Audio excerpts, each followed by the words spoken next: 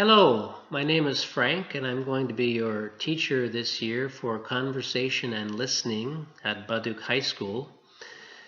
We're going to have our first online lesson using your textbook, lesson number 1, and that lesson is called A Spark in You.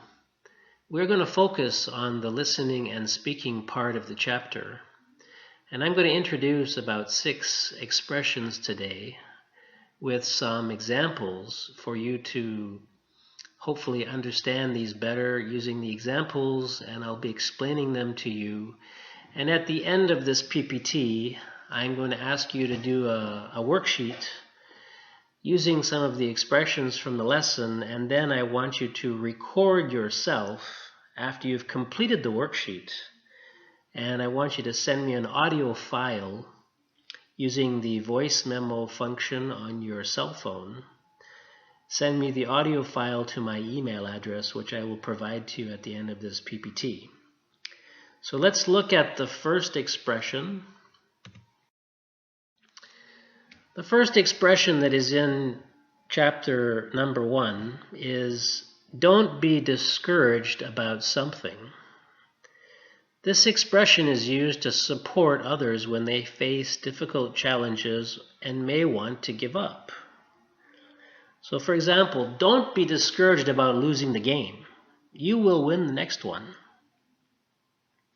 Or, don't be discouraged about your math grade. You will improve with practice.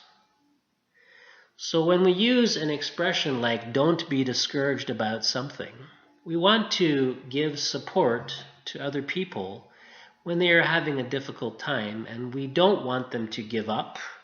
We want them to continue to try, and we want them to be successful and to give them some encouragement. We use an expression like don't be discouraged about something because you will succeed if you keep trying. So let's look at the next expression. This one is not in your textbook, but it is a very similar kind of expression, and it is an everyday English expression used to encourage someone to keep trying when they are facing difficulty.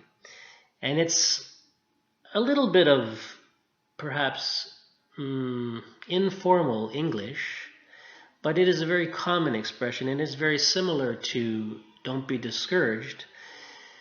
And this expression is hang in there. Hang in there means keep trying. Don't give up. You can do it. Okay, so we have some examples. Hang in there. You can do it.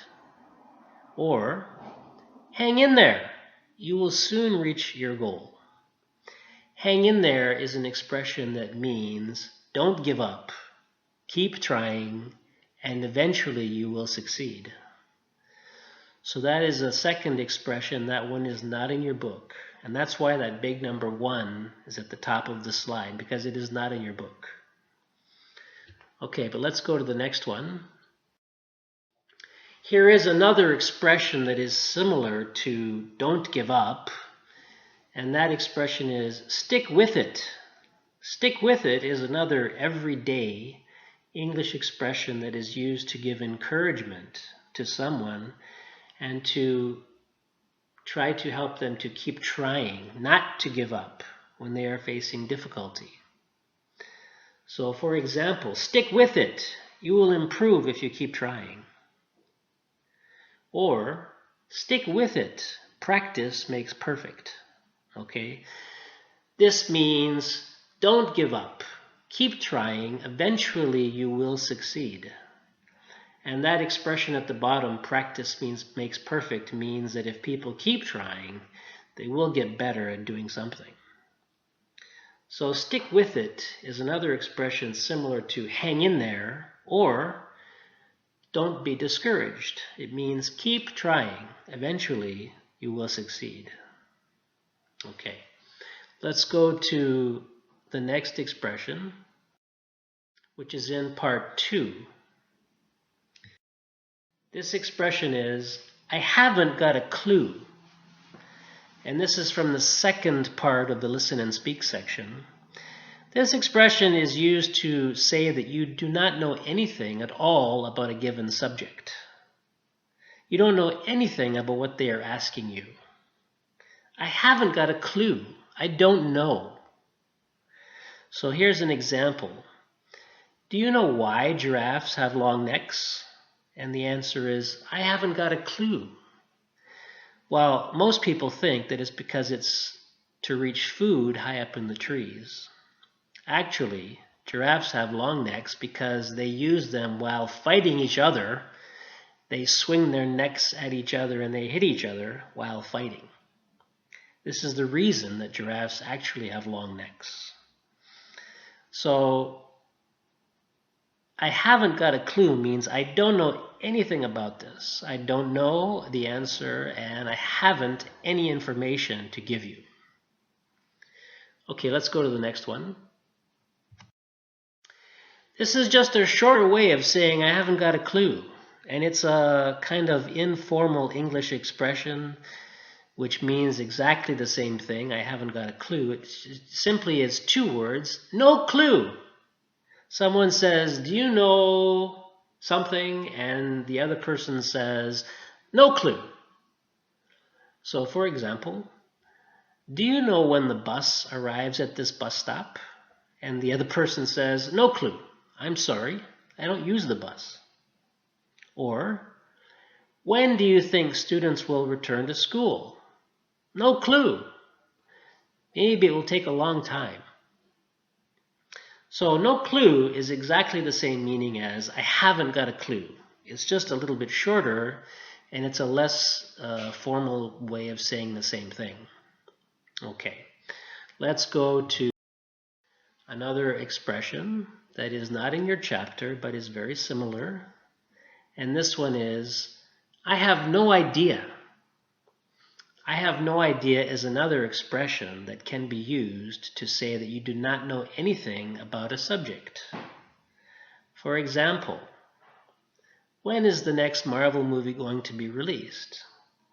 I have no idea. Maybe in the summer? It means you have no information to offer about the subject. Okay, and here's another example. Who invented the first cell phone? I have no idea. Let's find out. So this is another case where you don't know anything about the topic and you say, I don't know. I have no idea. Okay, let's go to the next. Now we're going to get to the practice part of this PPT. There are those 6 expressions. I want you to complete a worksheet that asks you to fill in some blanks. And then once you have completed the worksheet, I want you to record yourself saying all of the sentences from the worksheet one by one. And I want you to send this audio file to me as a voice memo from your cell phone. I want you to send it to my email address. Okay, and the email address is frankking7@gmail.com. So please take a look at the attached worksheet, which is attached to this EBS platform, and download this attached worksheet, complete the worksheet. Once you have completed the worksheet, I want you to use all of the answers that you have completed and put them into an audio file, repeating each of the answers and then saying each of the answers into your audio file and send that to me at my email address, frankking7@gmail.com. So I hope this lesson has been useful for you, and I look forward to having another lesson with you soon.